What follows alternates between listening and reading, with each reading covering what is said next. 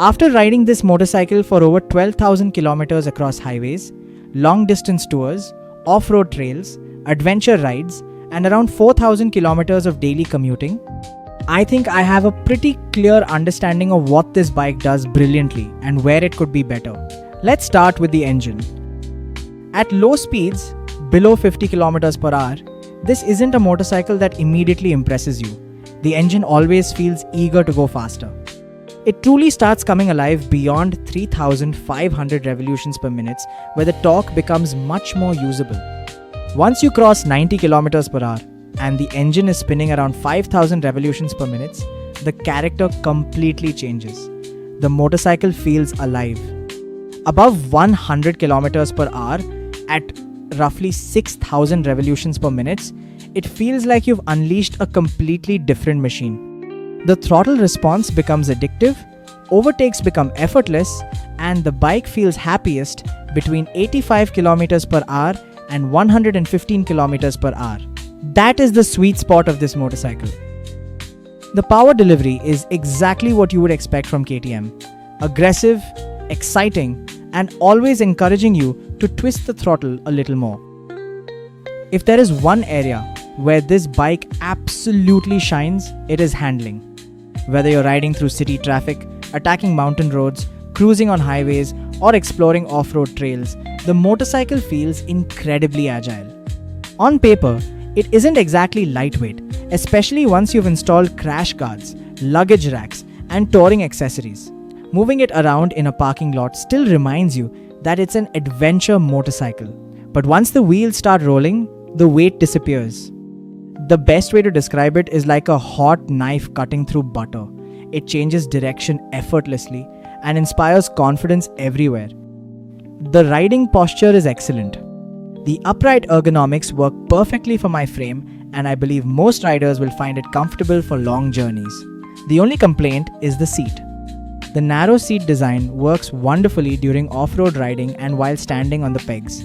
However, if your goal is to cover 1,000 kilometers highway days regularly, you may experience some discomfort. For adventure riding, it's great. For extreme touring, there is room for improvement. The suspension setup is impressive, especially after adjusting preload according to rider weight and luggage. It absorbs rough roads well and remains composed at higher speeds.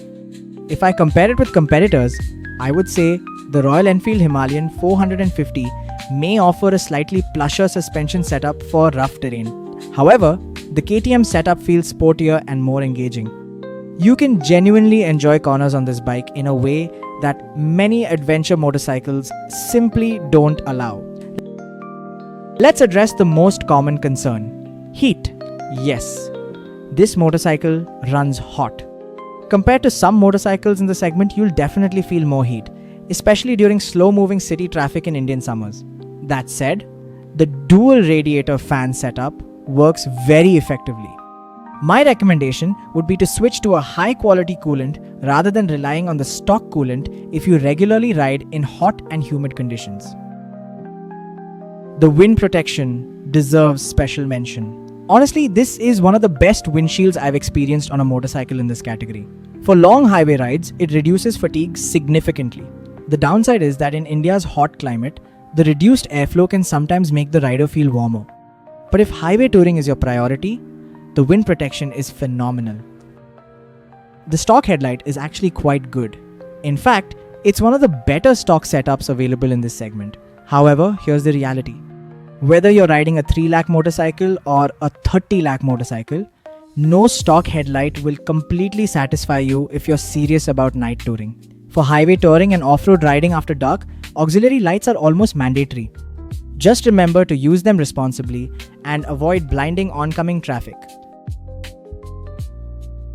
One of the biggest improvements I made was replacing the stock organic brake pads with Brembo sintered brake pads.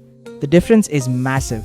The stock pads feel average, but the sintered pads offer significantly better bite, feedback, and confidence under hard braking.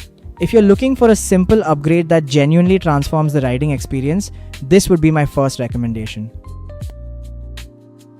The Apollo tires deserve more appreciation than they usually receive. They're affordable, confidence inspiring, and performs surprisingly well across different riding conditions. Personally, I have been extremely impressed with them and would happily continue using them. The electronics package is one of the strongest reasons to buy this motorcycle. Cruise control, traction control, quick shifter, and rider aids make everyday riding and long distance touring noticeably easier. The funny thing is that once you get used to these features, riding another motorcycle without them feels like a downgrade. The engine does have vibrations. There's no point pretending otherwise. However, they never felt excessive enough to ruin the experience. The motorcycle has a mechanical character that many riders will actually enjoy. Most importantly, once you settle into that 5,000 to 6,500 revolutions per minute sweet spot, the engine feels smooth enough while delivering its best performance. Fuel economy has been quite respectable. Highway cruising 80 to 100 km per hour to 831 km per liter. Mixed riding around 2830 km per liter. Heavy city traffic around 2627 km per liter. Considering the performance on offer, these numbers are more than acceptable. Another area where this motorcycle scores highly is ownership cost. Spare parts are reasonably priced, service costs are affordable, and the service network is widespread. That makes touring with confidence much easier because support is available almost everywhere. Finally, let's talk about the design. The styling is definitely polarizing. Some people absolutely love it. Some people absolutely hate it. There is rarely any middle ground. But personally, I think it looks like an absolute beast. The KTM 390 Adventure is not the motorcycle you'll appreciate while crawling through traffic at 30 km per hour. It's a motorcycle that rewards you when the road opens up. If your riding involves highways, touring, twisty mountain roads, occasional off-roading, and a desire for performance without sacrificing practicality, this motorcycle is incredibly difficult to ignore. After 12,000 kilometers, my verdict is simple. It isn't perfect. It heats up, the seat could be better, and vibrations exist.